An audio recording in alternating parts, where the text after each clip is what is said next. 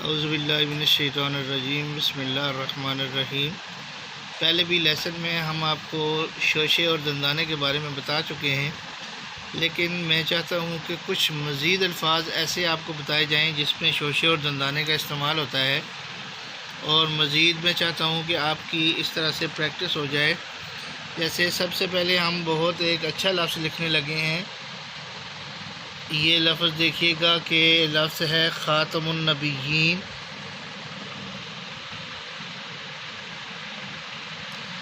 اس میں دو شوشوں کا استعمال ہوتا ہے۔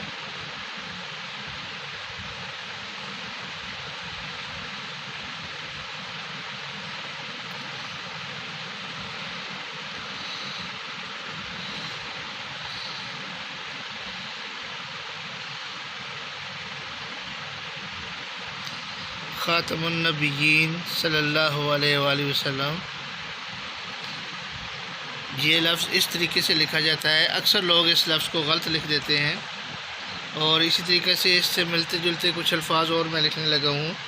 جیسے استطاعت کا لفظ لکھا جاتا ہے، الف سین تے کے لیے شوشہ بنے گا تو الف تا، اور عین کے ساتھ یہ تے لکھی جائے گی، استطاعت کا لفظ۔ اور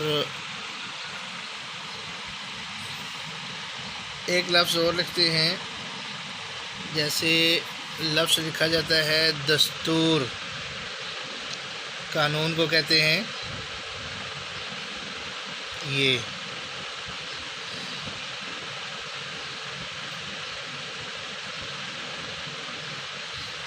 دستور کا لفظ ہے۔ اس میں آپ کو نشاندہی کر دوں کہ شوشہ کون سا ہے اور دندانہ کون سا ہے۔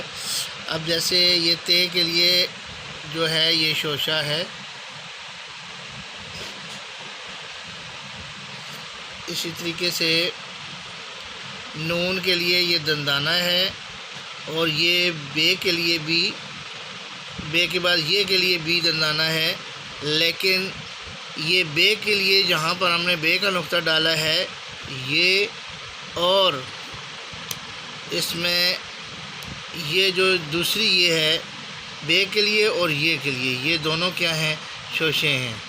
شوشہ میں نے آپ کو بتایا تھا تھوڑا سا اوپر اور بڑا ہوتا ہے، اور دندانے نیچے اور چھوٹے ہوتے ہیں۔ اسی طریقے سے دستور میں یہ جو تے کے لیے ہم نے ڈالا ہے یہ شوشہ ہے، اور سین کے لیے جو تین ہیں یہ دندانے ہیں۔ یہ تینوں کیا ہیں؟ دندانے ہیں۔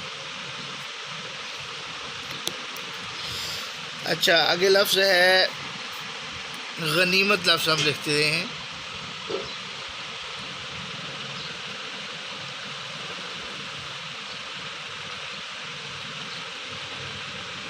غنیمت۔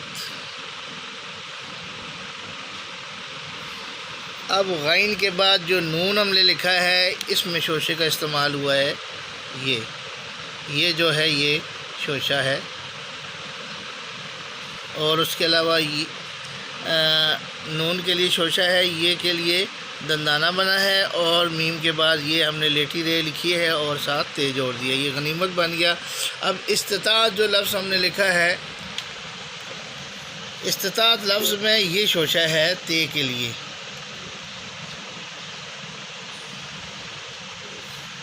امید واسق ہے کہ آپ کو یہ جو میں نے کچھ الفاظ سکھائے ہیں ان سے کافی حد تک بہت سی چیزیں آپ کو سمجھ آ گئی ہوں گی کہ اس میں شوشے دندانے کا کون سا ہے، کون سا فرق ہے، شوشہ کہاں پہ ہے اور دندانہ کہاں پہ لکھا ہوا ہے۔ تو امید ہے کہ آپ کو سمجھ آ گئی ہوگی، اور آپ اپنے لکھنے میں انشاءاللہ ان کو لازمی فرق کر کے لکھیں گے۔ بہت شکریہ، اللہ حافظ۔